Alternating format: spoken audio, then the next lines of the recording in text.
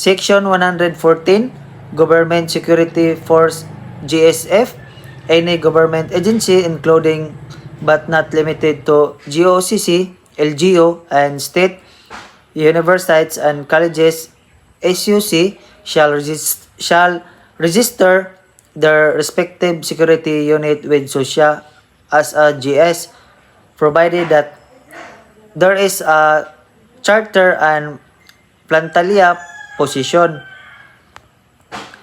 Sa Section 110, kung magpatukod ka og PSE isip one-person corporation, ang operator or license dapat ang president, owner o sole shareholders. Meaning, kung ikaw ra usa ang nagtukod sa kumpanya or ikaw ra jud dapat ang tagya o ang magpadagan. Sa Section 111, ang pwede lang daw mag-apply for PSA license to operate or PSA LTO kay ang natural person nga naay valid security manager or LSP, meaning dapat na kay lisensya isip security manager para sa maka-apply ka nga magpadagan og PSA.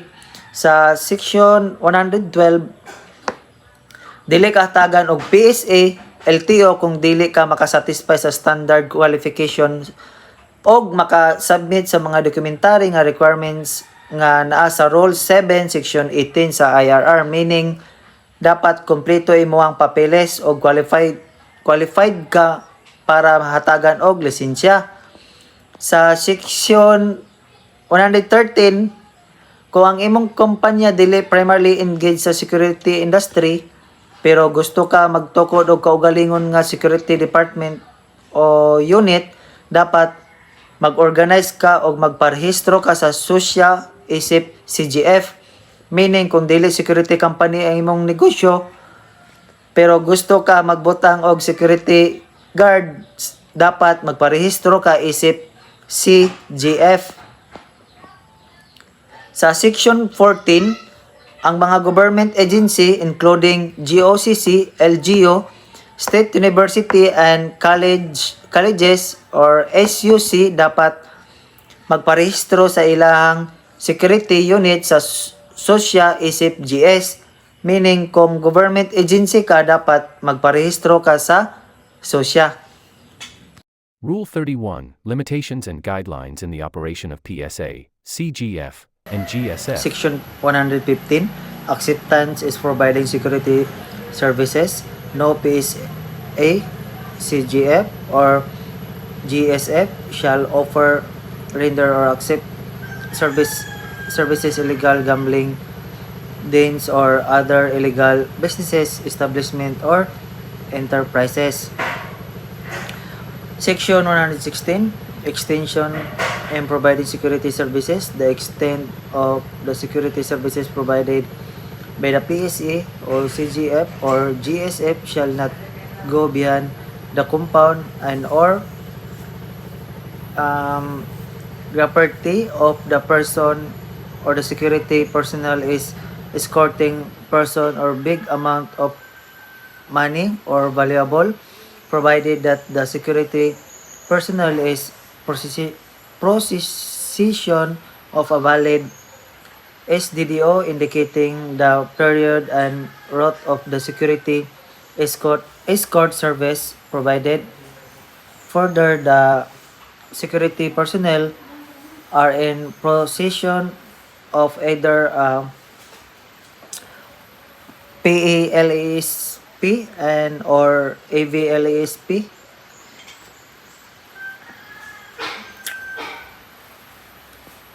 Sa Section 115, Acceptance is providing security services.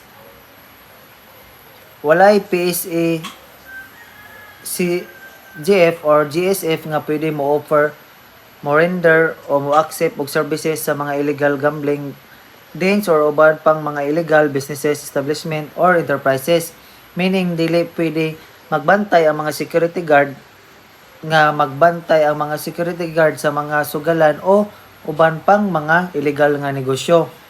Sa 116, ang security service nga gihatag sa PSA, si GF o GSF dili pwede mula pa sa compound o property sa tao establishment nga mo contract sa security service. Gawas lang kung ang security personnel kay nag-escort og tao o dako nga kantidad nga kwarta o valuable provided nga ang security personnel na ay valid SDDO nga nagpakita sa period of route sa security escort service.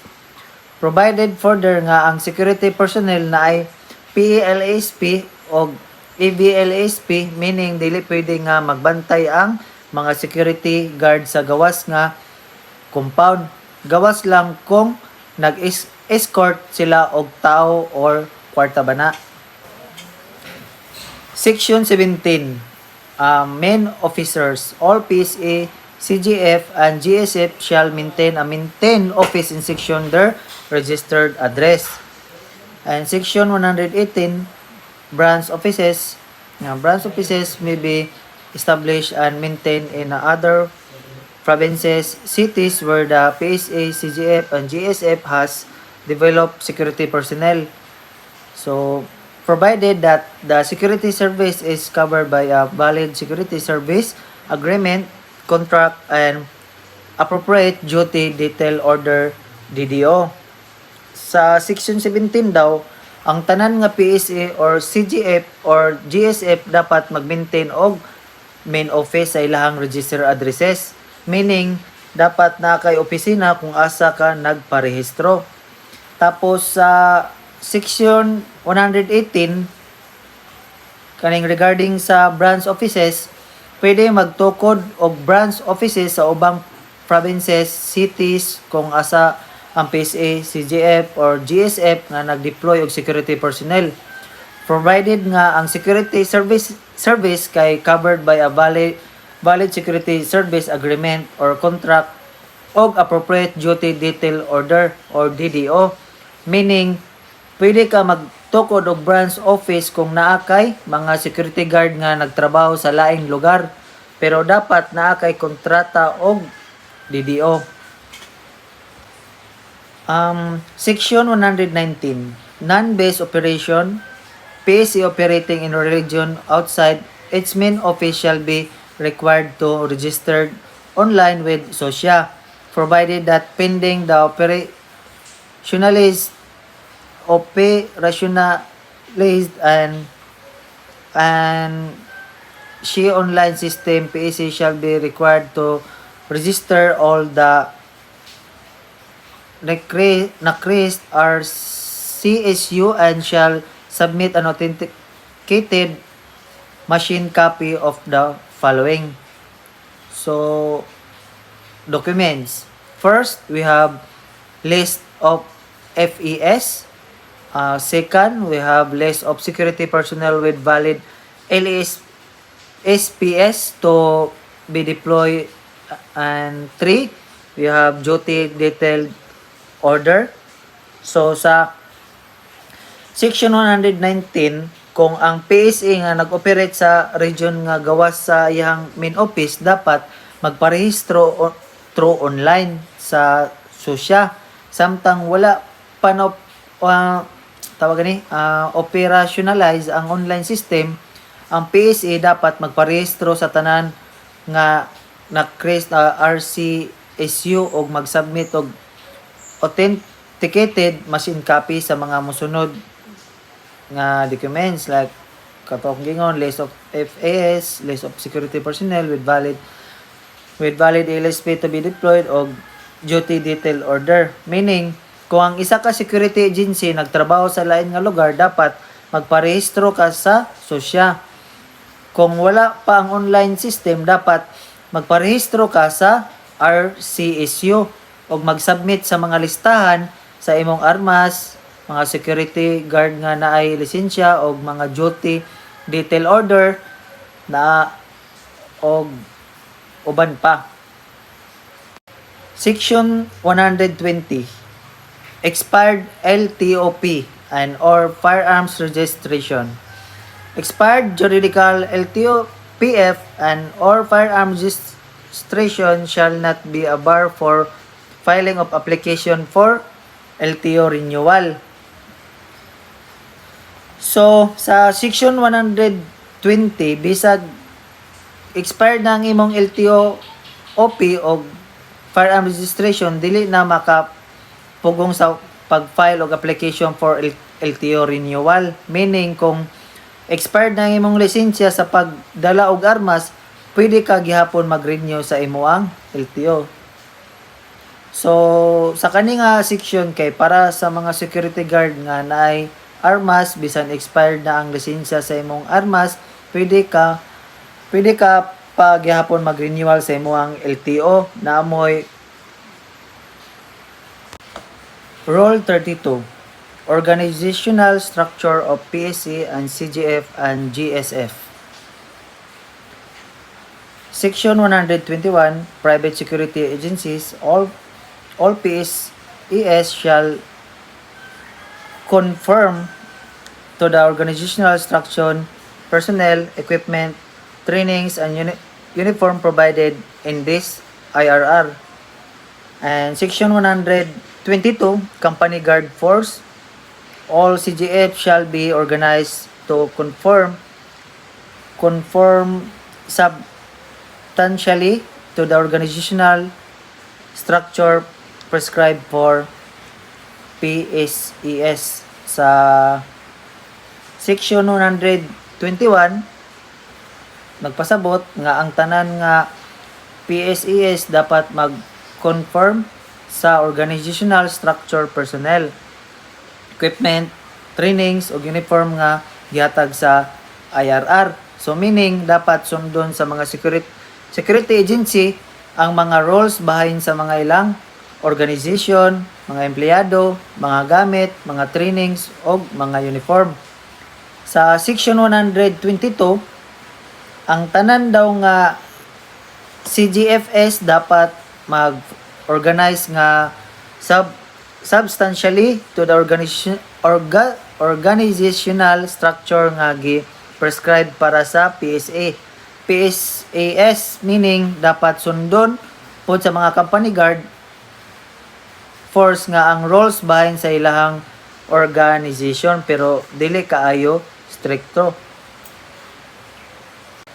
Section 123, Government Security Force, all GSFs shall be organized to conform the organizational structure of the said government firm agency but not contrary to the organizational structure as prescribed for GSFS, provided that security personnel of GSF shall be holder of flantilla position. Further, they shall confine to perform the function authorized for security personnel only, and they are not allowed to carry or bear light weapon. So, sa section 123, ang tanan nga GSFS dapat mag-organize nga mag-conform sa organizational structure sa government firm agency, pero dili dapat supak sa organizational structure nga gi-prescribe para sa GSFS, provided nga ang mga security personnel sa GSF dapat holder plantilla position. Further, dapat dili sila mag-confine sa pag-perform sa function sa mga authorized para sa security personnel only. Og dili sila pwede magdala og light weapon, meaning dapat sundon sa mga government security force ang organizational structure sa gobyerno. Pero dapat na sila kaugalingon nga organizational structure nga sundon. Dapat ang mga security guard kay naa sa plantilla position og dili sila pwede magdala og armas. And that would be all. Thank you.